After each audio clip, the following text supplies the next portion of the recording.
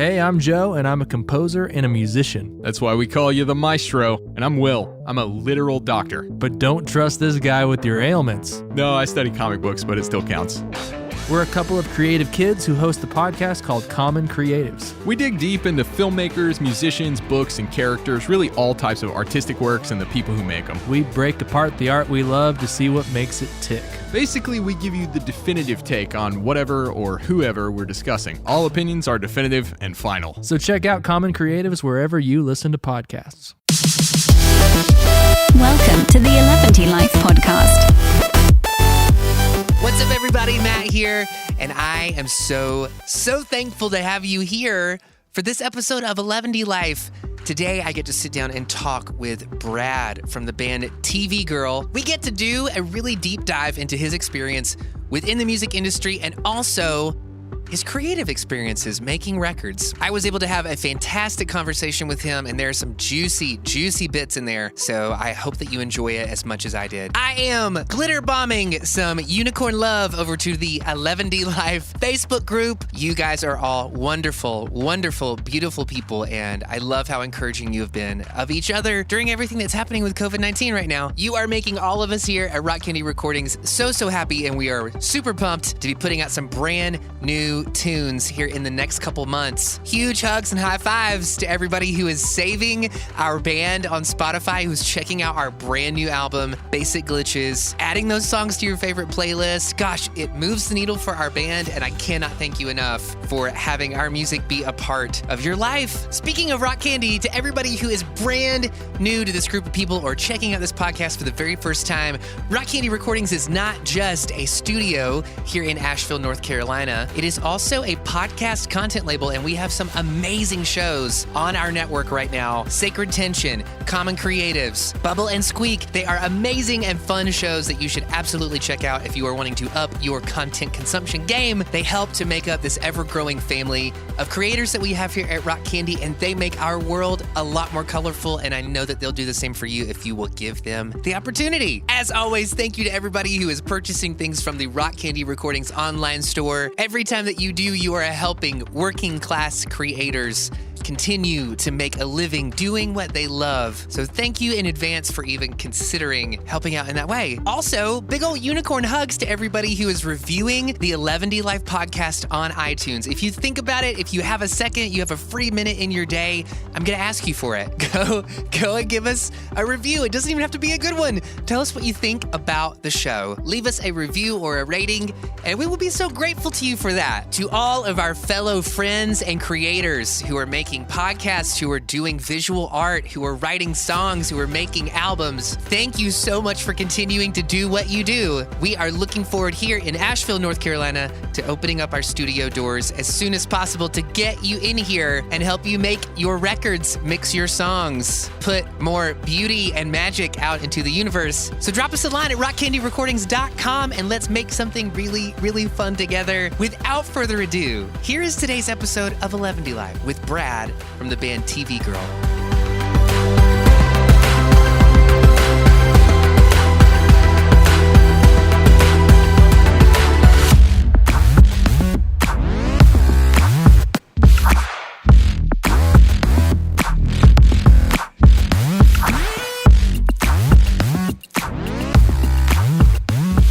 The number or code you have dialed is incorrect. Please check the number or code and try again. Hello? Hey, Brad. Hi.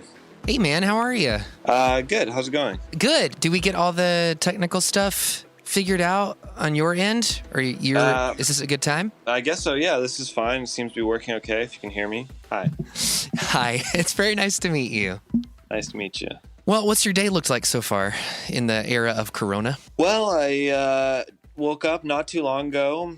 Sleeping in late these days. Not that I don't sleep in days this late normally. In fact, my lifestyle really hasn't changed that much from the quarantine so far. I'm courageously keeping my schedule as is, just playing chess and watching movies and working on music. So I love that. Yes, I have the courage to keep my schedule exactly the same. Yes, America needs your kind of bravery right now, Brad. Yeah. How's your quarantine going? It's been a little bit weird. I feel like not a lot has changed in my day to day, but having said that, it's like seeing everything else change around me has been really weird. And so I definitely have about half an hour every day where I kind of go through this existential crisis of like, what am I doing with my life? And is any of this important? And seriously, like pop music, what are we doing? Do you have a day job that was affected at all or anything like that? Well, so I run Rock Candy Recordings, which is like a label and a studio and also a podcast network. Mm-hmm. And so there's always busy work to do with all of those things, like editing stuff, for whatever band has been in. And then there's always like, if I have nothing else to do, I can always come down to the studio and just work on Eleventy stuff, which is my band. Right. And that's really fun. So I'm always busy, but I'm not always operating with like a sense of purpose, if that makes any sense. Yeah, well, I guess that's just how it normally is, quarantine or no. Absolutely. Nail on the head right there. Yeah, so you're working on new music right now in the quarantine? Yeah, I'm actually holed up with one of my bandmates in my house. He's locked down with me in my guest room. So we're working on not TV Girl music. It's a side project that we're working on where it's a little different. It's sort of a piano pop record, I guess. It's like sort of the concept was just do something really simple, and so it's just going to be 3 instruments. It's going to be piano, a drum machine, and a vibraphone, which I have at my house now. So yeah, we're just working on that pretty much every day, trying to finish that.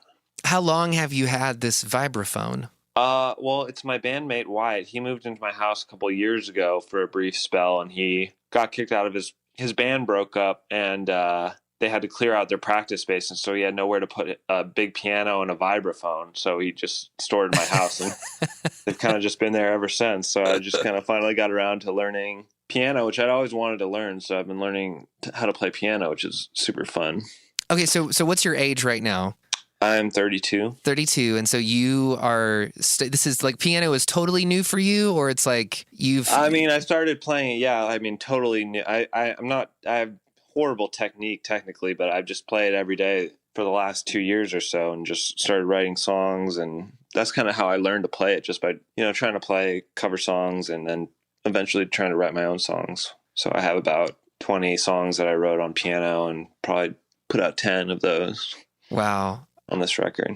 I love that. I love the idea of learning something new after you already kind of have like your basics down. Like it's not necessary that you push yourself in that way, but when people choose to do that, I always find that fascinating. It's just great. Piano is kind of, I mean, let's face it, it's sort of the best instrument like of all of them. It has everything, and it's way cooler to see someone just rip the piano. If you're at a party or somebody gets on the piano, it's so awesome to watch someone just be really good at piano. And, anyone can bust out a guitar and start doing, some Neil Young covers or something, but it's way cooler if you can do a little something on the piano, I think. So are you struggling at parties? Is that what I'm getting? You're trying to level up the social presence.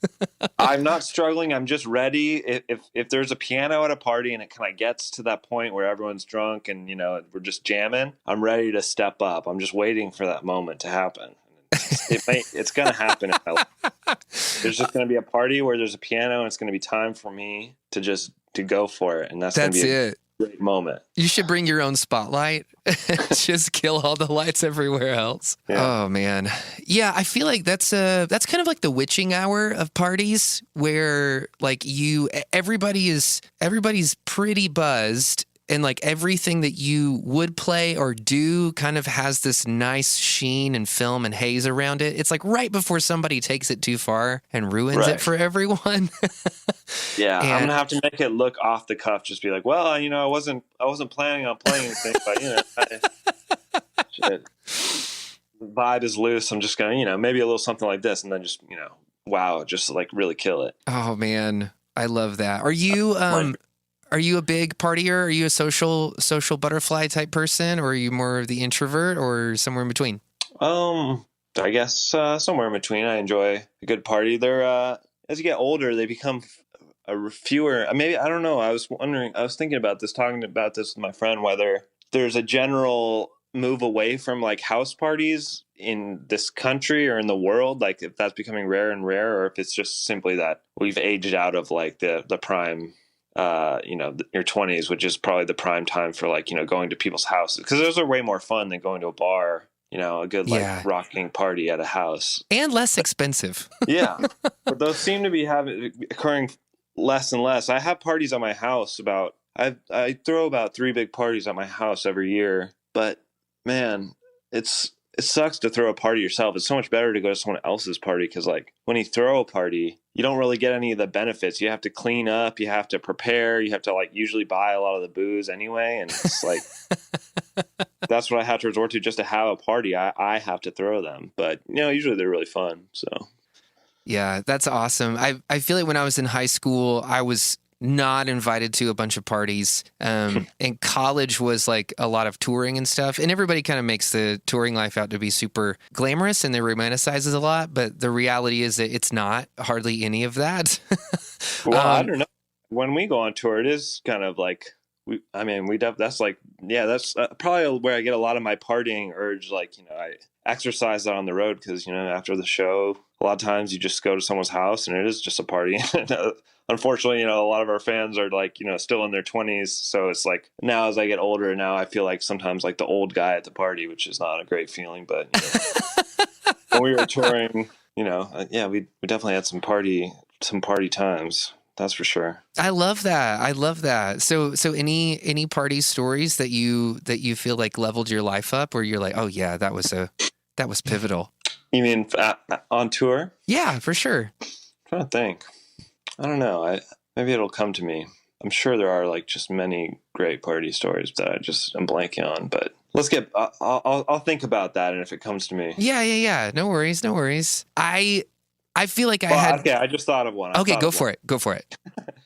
It was just we were in Ashland, Oregon, and we were playing with this band who set up the show, and it was just like, it was an okay show. I guess it's just in Ashland, Oregon, so it was just like this tiny show at this tiny restaurant that didn't have a good sound system. So we just got like way too drunk before the show, which we don't normally do. So we were just really sloppy there. Yeah. And then after the the whole show, we went back to someone's house, and we were all getting tattoos, or there was someone giving stick and poke tattoos, as you do when you're hanging out with college kids sometimes. And our bandmate Wyatt, he was going to get his first tattoo, and they were asking him what he wanted, and he thought of like a falling leaf is what he came up with on his wrist, and so the girl just like gives him this tattoo, and it just like turns out like as bad as like a tattoo could possibly be. Oh no! It's like the most like cartoony. It looks like it really looked like a football, like a cartoon football, not a leaf. And it was just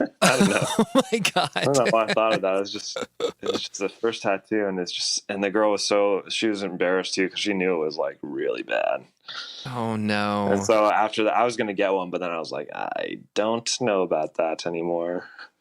I know it's not that wild, but no, bad tattoos they stick with you in a way that maybe other memories don't. Well, he got it fixed. It was so bad he went to a professional artist who like kind of redid it to make it look more like a leaf later, but it helped a little bit. Yeah, that's fantastic. I feel like I had too much anxiety to enjoy myself outside of like the show scenario whenever we were touring heavily. We maybe do 10 shows a year now, but when we were like touring all the time, I feel like it was so busy and I was so in my head about so many things that it was hard to find those moments. It could have also been that we had like a pretty terrible booking agent as well. That maybe our drives didn't lend us to having any sort of fun. When we went on tour in Europe, it wasn't our tour. We were opening for a friend's band, so we didn't really have the say to make any demands on as far as the things, but this guy just booked the tour just horribly. It was long ass drives, like 5 hours across Germany, like crisscrossing inefficient routes, not a single day off. And it was, that tour was really brutal. We really just literally didn't have time to have any fun. And so, yeah, it's important to take the days off and have 5-hour drives max, and sometimes shorter than that. We're pretty good about that when we tour the U.S. because we're usually in charge of booking our tours. Well, that's a pretty sweet skill to have. Have you guys? I mean, I'm assuming that you guys, just like every other band in America, have been affected show-wise by COVID-19 and all of that stuff. Well, yeah, we had to cancel our whole tour. Not cancel, I guess postpone, but yeah, we had to call off. We were going to go on in a month. We were going to leave for a 45-day tour. So that's, who knows what's going on with that now. Oh, we're trying to reschedule it for September, but we'll see. I don't even know if it'll be, who knows what's really going to happen, how long this is going to last. I'd be interested to get your take on what you think is going to happen once all of this blows over, because the impression that I get when I'm thinking about like this supply and demand all kind of like backing up, like there's no supply to demand right now. And I'm just like, so once everybody kind of figures out what we're going to do about the outbreak and it calms down and we get it figured out, is there going to be such an influx of artists trying to book shows? Well, yeah. I mean, I happen to know that it is the case right now because there are all these bands that had to cancel their tours for the foreseeable months. And so they tried to kick it back to, later in the year. So, I mean, when we were trying to reschedule our dates, it was, October, they said it's like all booked up because they had the people, who had already booked shows to begin with then, and then they had all these people trying to reschedule for the same exact time. So yeah, it's definitely, you're getting a backup of bands who are going to really, I mean, it's going to be like madness. Hopefully we can get in there somewhere, but yeah, be like that. Yeah. Yeah, it's super weird. We're supposed to be, actually, I've had a update come up on my calendar. We're supposed to be coming back from Japan today. Oh, really? Yeah. And so all of those shows got canceled. Like we've never had anything like this happen where just a ton of shows just go missing. And it's like, well, when we're not even really sure when to try to get tickets to rebook the tour because everything is so like up in the air. It's cool that you guys have at least a window to hit, like for September, fall, that kind of thing. Yeah, but I mean, I hope that those, I mean, if those have to get rescheduled, then that's just going to be crazy. It's the whole tour concept was, how like bands will do tours where it's like a 10-year anniversary of their popular album and they'll play it in its entirety. Yeah. Stuff like people do that. We thought it'd be funny if we just did a 6.5-year anniversary and played our popular album in its entirety. So now that this is getting postponed, it's like, it's not going to be as funny. 6.5 is a funny number. It's 7-year anniversary. It's not as funny, Yeah. 7 feels a little more like, oh yeah, you can get away with that. Yeah, exactly. Yeah. It doesn't feel as rebellious, I reckon. So are you referring to French Exit or? Yeah. Okay. So I wanted to ask you about that. Cause I know that you guys got an awful lot of press and, some really cool high fives for that record. And I wanted to talk to you about your creative process because as I listen to your discography, I can see like some recurrent musical themes sort of happening, and I feel like as a creator, I can sort of understand what your approach might be, but I really wanted to dive kind of deep into that and just see what that songwriting process was, if you can remember that far back and recollect. This is like a 2014-ish record that came out, right? Yeah, it's 2014. Well, it was kind of strange because this band started in 2010. It was me and my friend Trung, and we had been in bands. I mean, we grew up in San Diego together, and we had been in a bunch of bands before. And I guess I'll just go do a brief history of the band. So, we were in a couple of bands that were sort of just normal rock bands, or like kind of sounded like the Beatles or something, and guitars and drums and all that, and just a normal rock band. So it was around 2010. There's all these bands that were, blowing up on the blogosphere all of a sudden, like Neon Indian, the whole chill wave thing. Oh yeah. And we were from San Diego, and one of the bands that was down in San Diego was this band called Colts, and they were sort of one of those bands that like blew up overnight. Yeah. On Bandcamp and Pitchfork and blogs and all that stuff. Yep. So we were like, we should just make a band that, like, it seemed like kind of formulaic, like what all these bands, they had a certain sound. It was like sort of like hazy and electronic, and they like, would have blurry photographs and like be kind of mysterious. That was like sort of the style at the time. We're like, I mean, how hard is that? We should just do that. Like, Right. let's just try to manufacture, like, kind of like halfway as a joke, almost like trying to parody like, the style a little bit. Yep. So that's what we did. And, we had the blurry photographs and had, just sent it to a bunch of blogs. And, funnily enough, it kind of worked, like we got on like Best New Music on Pitchfork, like the week after we released our first EP. We weren't even really a band, like had never played a show, nothing. So like all of a sudden things were getting crazy, and we were like taking meetings with, like major labels and stuff, like never played a show. It was pretty insane. And then they all wanted to see us play. And then when we did play, it was like, we would have people coming to see us, like on our first show, which is like, didn't go well because we really sucked probably, it was our first show. Anyway, that's the band started. And so that kind of, as that buzz, nothing really came of any of that stuff.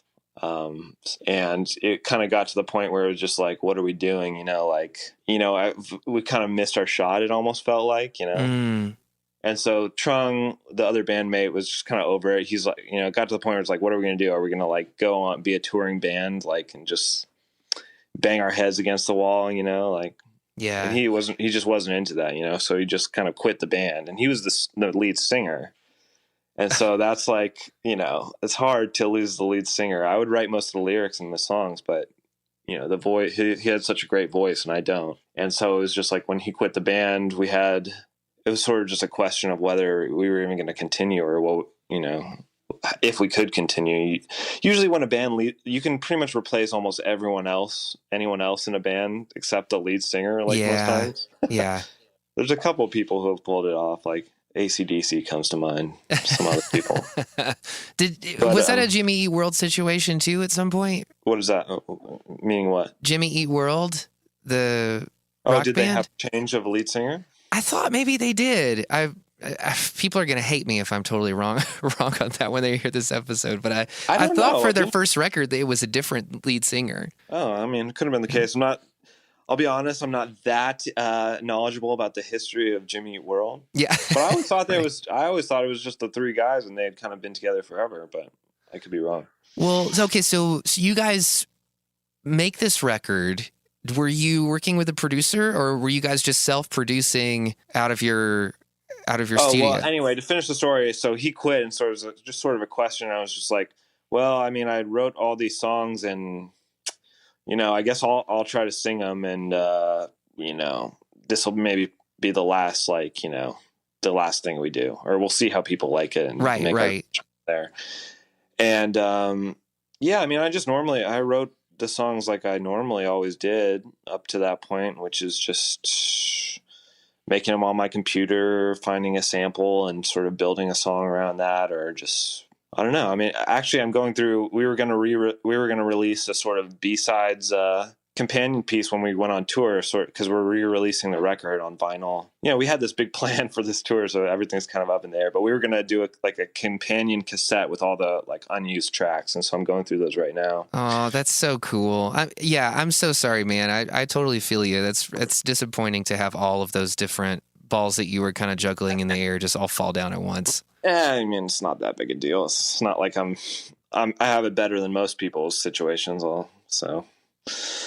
But anyway, so I'm going through all these songs that for this record. And yeah, I mean, there's pretty varied. I mean, some of them are on guitar. Some of the ones that were not used, I just wrote on guitar, like a normal kind of band thing. I don't know, just alone. I just wrote them in the apartment I was living. I was living in a studio apartment. Just wrote them, the whole album, at my computer there over the course of a couple months, I guess. And then we just got some mics. We got we borrowed a really nice mic from someone. I remember that for this album. That's the only difference. Yeah. Like a really nice tube mic. So I don't know, maybe the vocals sound better than a normal TV Girl release, but yeah, I don't know. It's pretty par for the course as far as the writing. Yeah, just that's great. So you feel at home writing on the laptop? Yeah, I mean, that's how I do most of my stuff, just kind of dicking around, listening to lots of old obscure records, trying to find interesting sounds to sample. Or usually I can come up with something, if I just sit here and just fool around with something, I'll come up with something that's halfway interesting to me, at least. Yeah. So are you working like primarily in something like Ableton? Are you Pro Tools guy or? I use Logic. Awesome. Yeah. That's what I've learned from the beginning. I tried to learn Ableton, but I feel like whatever one you start on is sort of like, it's hard to learn something else. Like I had friends who would record music on Ableton and I'd watch them and it seemed like just kind of a better, in a lot of ways, just like a better, more efficient program if you know how to use it. Cause I'd watch my friends make beats in like 2 seconds, Yeah.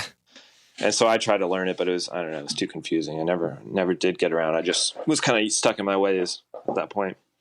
That's awesome. So are you guys typically doing your own mixes, or do you like kind of reach a finishing point with a record and then mix it yourself and just send it off for mastering, or what does that look like? Yeah, one of the other members of the band, Jason, is he's good with all that technical stuff. So I'll kind of do a preliminary mix on the beat and the vocals, and then I'll send it to him, and we'll kind of go back and forth for a second on the mixes, and then he masters them, and so it's all, we keep it all in house. I don't know. We tried to send it out, like one of our, before French Exit, we tried to like work with some guy, like a professional, and it was just like a pretty bad experience, honestly. Oh, wow. Like, it's just like, we could do better than this. I mean, this guy's supposed to be a professional. I don't even like the way this stuff sounds. Like I like the ones that we had before. So, I don't know, this whole mixing and mastering business is a bit of a racket, I think. Like, really? In LA. Yeah. Cause like, it's kind of subjective anyway. So it's like,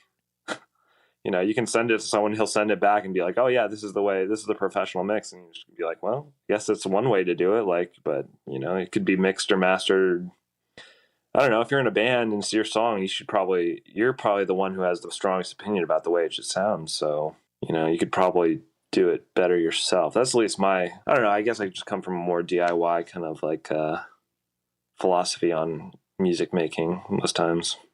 Yeah, totally, man. I completely understand that. I feel like there's a lot of acts that are kind of creating their own agency in that way and kind of diving in and making it really great. Although I guess like on the other side of the coin, I have seen a lot of for instance, if I'm working on a track and I get it to kind of where I want it, but I know I need that extra like 10-15%, I'll have like different mix people that I'll call. And I mix a ton of records for people, but sometimes I feel too close to what I'm working on. And so I like being able to send it to somebody who I'm like, oh, this is more of like a rock kind of track, or this thing needs to be totally slammed, or I need this to be a little bit more in the pop punk vein of stuff. And I've got like a few mix guys that I know will just knock that out of the park in a way that like I might be too creatively close to it to be able to get there. If that makes any sense. Like, yeah, definitely. Yeah. I mean, that's how the situation with us. I mean, I'm lucky to have Jason to sort of bounce. Someone I trust, who's in the band to sort of be a second pair of ears, and sort of like if I'm unsure about something, maybe he can just sort of like come in and make a final decision that I'll be all right with. I love that. So do you have any songwriting prompts that you use, or is it kind of just kind of sit and get bored and wait for something to spark? I've never had a problem with writer's block or anything. Like I have the opposite problem where if I sit down and I have a melody, the words will something will start forming pretty easily for me. That's probably my strongest suit, is coming up with lyrics and stuff. So if I have a beat that sounds cool, and I'll just kind of let it play, and then something will start humming a melody, and then the melody will kind of, certain words will sort of appear, and we'll kind of go from there. So yeah, that's how I normally work. I'd be interested sometimes to try something different, but yeah. We'll see.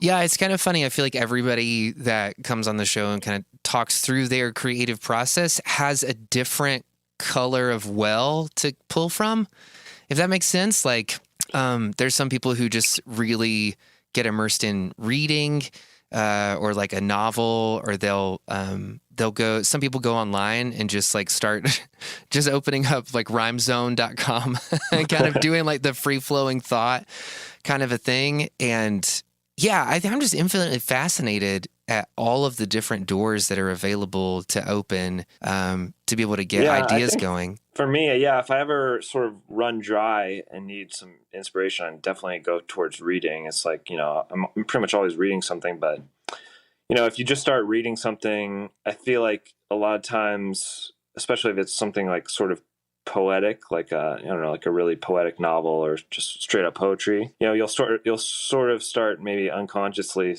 trying to like absorbing that and sort of mimicking that. Like if you're in that mindset, you're reading something, you kind of get in the same mindset, and then you can take certain phrases or ideas from the book, or that's usually that's what I'll resort to if the well runs dry, so to speak.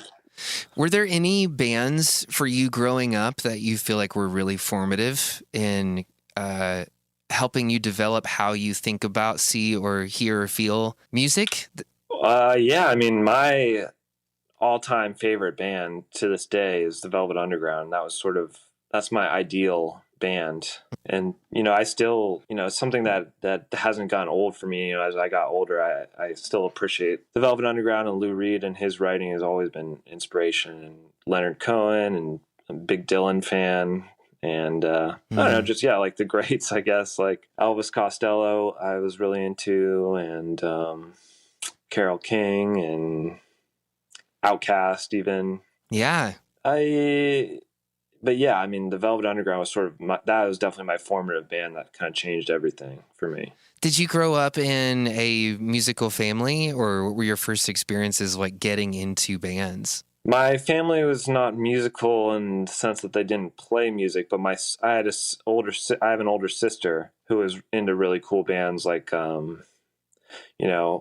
I was a freshman in high school when she was a senior, so she would drive me to school every day, and we would listen to cool, like sub pop bands, like I don't know, the Thermals, and like I don't know. She had really good taste. We would listen to the Yeah Yeahs and the White Stripes and the Strokes, and the Strokes was also that was probably like my first favorite band ever. Yeah, like for sure. I was in 8th grade when they kind of were popping off, and that was like the first like contemporary band that I like was a big fan of. I was kind of obsessed with. Yes. That's actually how I discovered the Velvet Underground too, because Julian Casablancas would always talk about how much he loved the Velvet Underground. He wrote like an essay about them for Rolling Stone at some point. So I checked them out, and then that became my favorite band of all time. Yeah, I'm a pretty big Strokes fan. I remember when I was in high school, it seems like we're pretty close in age, but I remember being in high school and Room on Fire coming out, and they had this super cool music video that was like kind of Tron looking, and everything was super glowy in it. Yeah, for 1251. Yes. I had all their music videos downloaded on Kazaa, Oh my gosh. I download Strokes and White Stripes music videos, skate videos, and porn on Kazaa. And all those eventually corrupted my computer and just totally fried it. Of course. That's something that I kind of feel sad that the kids, like any generation younger than us will never know like what it was like to like, download music in that time. It was kind of a special time that was like very short window, like transition between CDs and like, what we have now kind of. Yeah. Whereas like, you would download an album and it would take like weeks to download, and like you could come at home every day from school and see how much farther like it had progressed. Dude, and absolutely. That was my life in high school. The tracks would be like fucked up. Like they would have the wrong artists a lot of times. Like, they'd be credited wrong, or just they would just sound like shit. It was just funny. Yes, or you would wait for this download as soon as the download was done, you would play it, and there was some kind of like artifact in the encoding that just made everything phasey or weird. Yeah, that was weird glitches. Yeah. Oh man. Well, that's I love it. It sounds like we might have had some overlapping similarities in our high school experience with I music. was gonna say a funny anecdote too, because I was in high school when Room on Fire came out, and I was obsessed with it. And I was in this class. It was like some kind of stupid music class that was like, I don't know. It was like it wasn't like a real class. But anyway, one of the assignments is that, all the kids would bring in a song that they liked and play it for the whole class. And then like the teacher would like talk about it, from like a music theory perspective, Yeah. or something. He'd critique it. or we'd all critique it, but he had the expertise. So he would like say, oh, this part is like, a classical transition and, uses this chord structure to, in a very intellectual way to talk about it. So I brought in, my song that I chose was Reptilia, the second track from Room on Fire. Oh, yeah. Which is just still an amazing song. Yes. So I played that song, and then the person who played it after me, or the person who had the song after me, they played, what is that band? Is it Coheed and Cambria? What's the one where it's like Chop Suey? Who does that song? Is it, you know what I'm talking about? Oh, System of a Down? Yeah, System of a Down. Yeah, so he yeah. played Chop Suey by System of a Down, which I just like thought was horrible. And so like those two songs were back to back, and I was like, oh man, like my song is so sick, and like this guy is like complete, the song is just so corny and stupid. Yeah. And so, but the teacher was just like, to Reptilia, he's just like, yeah, this song is just like kind of boring. Like there's nothing to it. It's repetitive. The vocals are like all monotone. Like I was just like, and then he went on to just like praise to the stars, like the Chop Suey song. He's like, this song is amazing. Like the changes and the swells and like the buildups. And he's like, this is like, it's almost like classical music. He just like loved that song. And he hated the Strokes song. And I was just like, man, this shit is fucked up.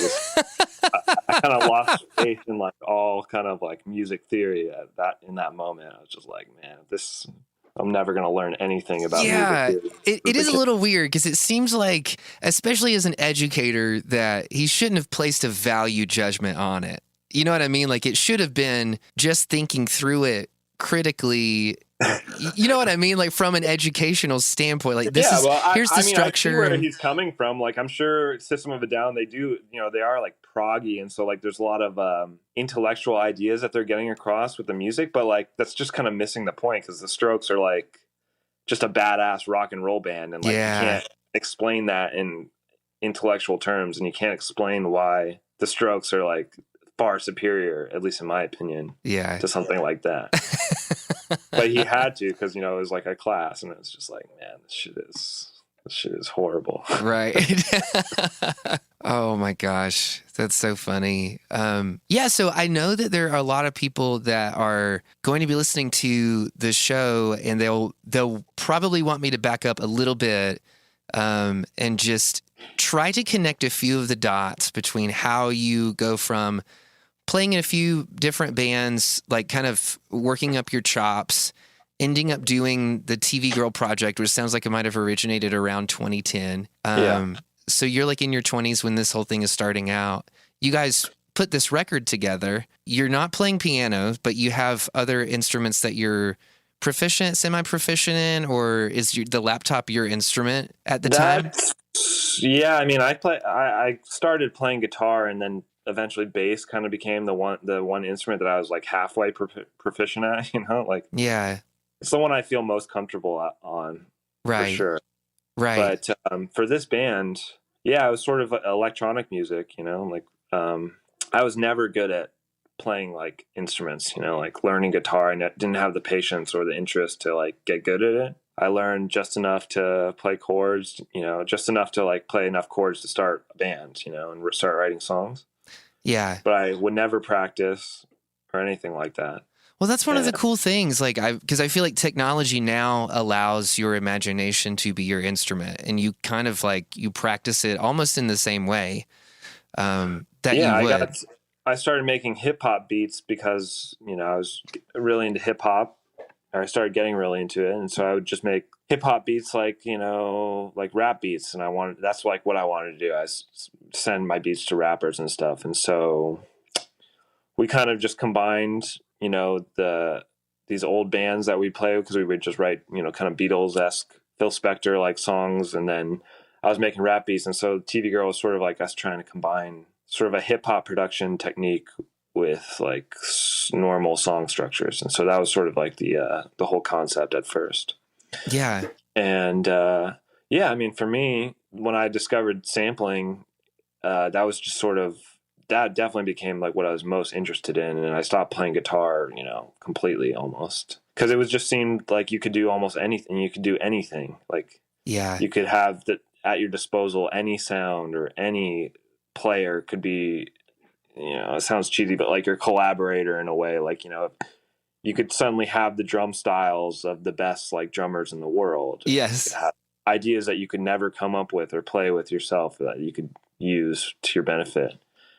And so, yeah, I mean, that became definitely my instrument in a sense when I started experimenting with sampling. I love that. So you guys make this record and you have never played a live show before, but it seems like, because I do feel like that album feels like it has a really strong footing. Like it almost doesn't feel like a debut. Well, French record. Exit was our debut record, but we had 3 EPs before. So the EPs are sort of what became, like blew up at first. Like we had our first EP was like the one that was on Pitchfork and stuff. And, it's kind of a little bit almost went viral in a weird, in a little bit. Sure. So like that was the one that got us all the buzz and that got us all the meetings.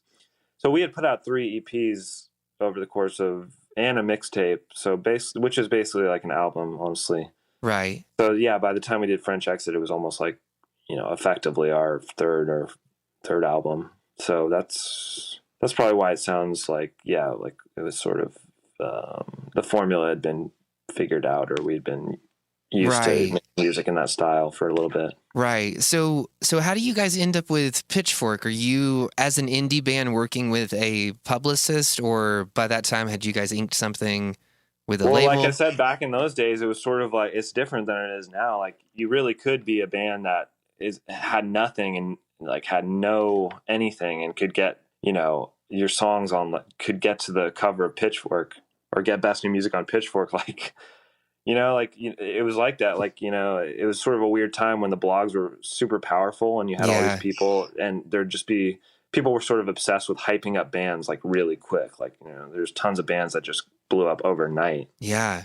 And a lot of them are just completely forgotten now. Some of them managed to go on and have careers, but there was just so many bands that seemed like they were like huge for a second, but then, there was no foundation. They had no real fans and they had no touring experience. And so, I mean, that's how we did it is we just, we had our EP and we just sent it out to the 50 top blogs on Hype Machine. That was also kind of, right. Yeah. influential at the time. Hype Machine was the thing. Totally. So we just went to the top 50 blogs that were popular on Hype Machine, and we just looked up the email addresses for each of those blogs and sent it out to each and every one of them. And a couple of those blogs picked it up. And then from that one of those blogs, someone at Pitchfork, took it and, they were like, oh, it was Best New Music, literally a week after we had even put out anything or even formed the idea of this band. So that has to feel so affirming and so great.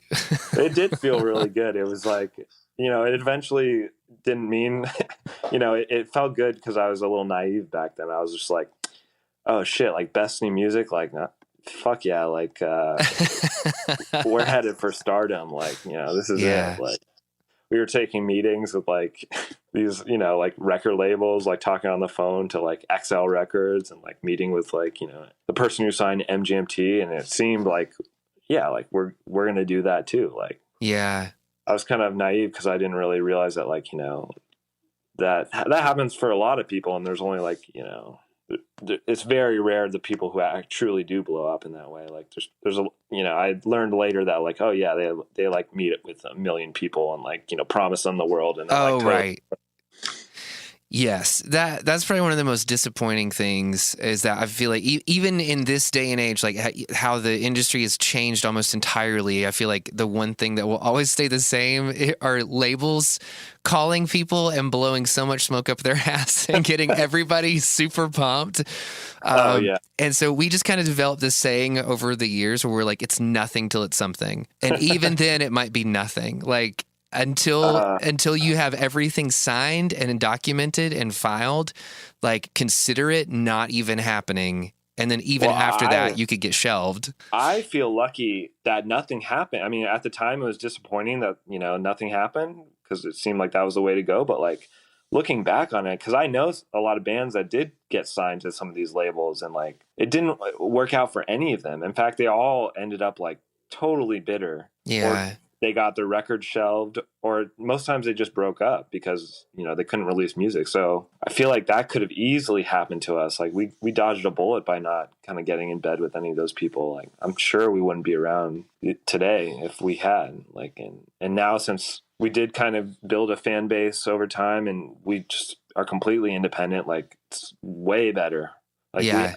I feel lucky. I mean, we have it better than most bands. Yeah. Well, I really, really love this whole, like, this undercurrent of everything that we've talked about so far, which is like you had mentioned wanting everything to be super DIY. And it seems like all of the cool sort of highlight moments in your career, the things that you're really proud of, have all kind of stemmed from this DIY ethic that you sort of weave into everything that you're doing. Like even talking about like now, like you guys planning out tour routes and like just having that kind of agency and control over all these different aspects of your band, I think is really cool. And I think it's probably why you guys are still around. It might be forward of me to say that, but yeah. Yeah. I mean, yeah, that's just kind of the philosophy. I mean, I listened to punk music when I was in high school and that was what I was into. So it's just sort of like, yeah, that's always stuck with me, or I just kind of took that to heart at the time. Like it just seemed like a better way to go. And I think it is honestly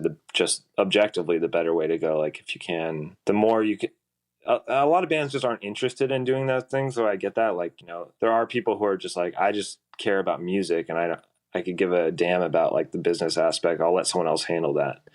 But it usually comes back to bite them in the end. Like they usually have to deal with a headache anyway. Like, yep. Y'all were signed to a major label at some point?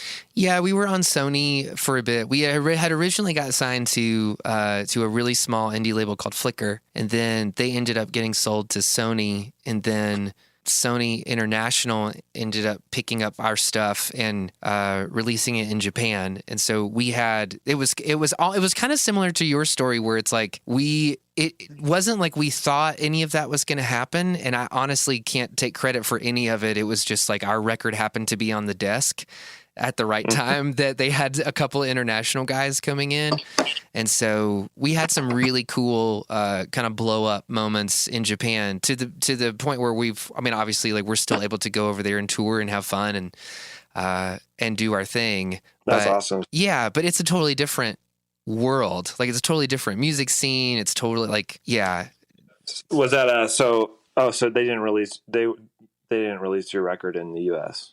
Well, they did release our record in the U.S., but our experiences here and there were totally different. Like here, it was like a pretty bad experience, or was it pretty good? Or well, it was a little weird because the label that we got signed to was kind of faith based, and so we were like, while we're going through all of that, we're also kind of transitioning out of that, or we're growing up, I guess I should say. And so a lot of our ideas about the world and spirituality are changing. And it was just this really weird sort of youth group Protestant culture scene in the 2000s, that we kind of got sucked up into and never really fit into. So it was kind of a happy day whenever we were able to leave all of that behind and just do our own thing and make it happen. Yeah. But yeah. So, well, Brad, this has been fantastic, and I want to be really respectful of your time because I know you've probably got some other shit to get to. But I did want to ask you, what if you can recall to mind the best piece of advice you ever got concerning your band? Well, I'm trying to think. Probably someone has given me good advice. I'm trying to think. Well, I guess I just took, I don't want to, I'm kind of going to be repeating myself, but like, that band, Beat Happening. Have you ever heard of them? I know the name. I'm not familiar with any of their music. That was one of my favorite bands. And they were like the sort of, that's actually what TV Girls named after one of their songs. And so they were sort of like the ultimate like DIY band, and was just like, I think I just kind of took a lot of, the guy's name is Calvin Johnson. He's sort of an influential guy in a certain punk scene. Yeah. And he just was just like completely, like you should never let anyone handle anything that has to do with your band. Like, or I think it's basically like no one knows your band better than you. Yeah. So like you shouldn't let anyone's opinion really, you shouldn't ever, you can respect someone's opinion, but you shouldn't take their opinion, because like you should have the strongest opinions about your band. I mean, it's your band. Right. So at the end of the day, you should have strong opinions about your band and you should stick to them. Yeah. And that if you use that as your guiding principle, like no one can really tell you anything. I mean, no one can tell you that you're not successful. No one can tell you that you're doing things not right, because you can always fall back on the fact that music and art is subjective. And, what I care about my band is the most important. So like, that's sort of the most important thing. I think it's always have kind of a clear vision about what, you stand for in a way. Yeah. No, I think that's corny here. But. I think that's great. I'll dovetail into that with this, that I feel like one thing that I've learned over the years is like, don't expect anybody to ever have your best interest in mind. That is completely true. I mean, that's what everyone who's in the music industry, who's not, on the business side, these booking agents, labels, they'll tell you that's what they always tell you, but that's never true. They're always looking out for themselves. And if you happen to dovetail with them for a time, that's fine, but they never have your best, and they'll ditch you in a second. Right. They'll have no loyalty. Yeah. Yeah.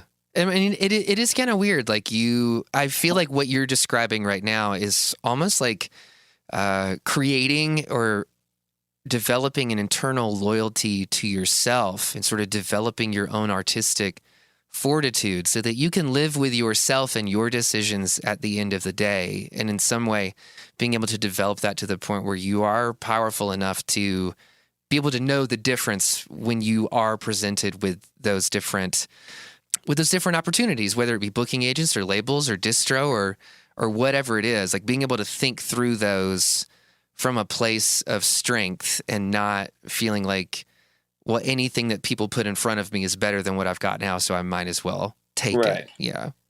And just the best advice that I could give a band that probably has been passed down to me is you can have people help you, but you should always be ready and willing to do things yourself, because if you're a band and you get a booking agent and suddenly they're all doing the work for you, they could ditch you at any second, and then what are you going to do? Like your band's just broken up until you can, if and when you can find a new booking agent? No, like you should have the foundations where or the willingness to be like, I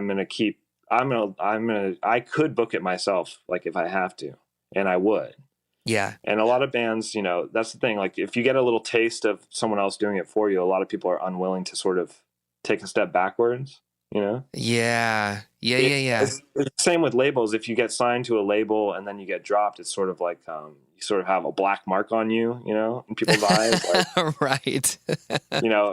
People see if you are signed to a label and then you self-release your own records, people are like, oh, well, it sucks for them. I'm sorry for them. But it's just like, no, like you should always be able and willing to do everything yourself, because you might have to, or else, you're just going to stop being a band. Your band's going to break up, Yeah, because those platforms come and go. Like it's so so fickle. Like just because somebody is on the cover of a magazine doesn't necessarily mean that they worked harder than you or had a better song. Like it probably has more to do that they were in a better place at a better time, like with a better network. Yeah. So it's just like, do you like? I feel like I don't take things for granted anymore. Like I'm always like, if it's a win, it's a win. Doesn't matter if it's like big or small, because one day it could all be gone. Like it can all be taken away. Yeah. So, but that's cool, man. Well, Brad, I really appreciate you spending time with me and coming on the show and like talking through your process. And I'm really pumped to see what the next release looks like for you guys. For sure. Where are you based out of, geography wise? Asheville, North Carolina. Oh, okay. Well, maybe when we come through, we were supposed to play, or that's on our tour schedule. So maybe you can come out and say hi when we play there. I would absolutely love that. Yeah, because we have a studio not too far from there either. I think I might have seen you guys on a bill at the Mothlight at some point. Yeah, we played there a couple times. Yeah, because we do shows there sometimes too throughout the year. Yeah, so that's kind of fun. I have a good friend lives there. Have you ever had any run-ins with Matt Cawthron? You know of him from Elvis to Presley and Coma Cinema? You ever heard of him? Oh my God, I feel like I know that name. Like I feel like I've heard people mention his name in circles, but I don't think he and I are like close. Yeah, but well, anyways, yeah, good talking with you, man. Yeah, you too, brother. Yeah, we'll do it again sometime soon. All right, have a good day. 11T Life is a production of Rock Candy Recordings and Rock Candy Media. Every time you subscribe to 11T Life, a unicorn disembowels your greatest fear.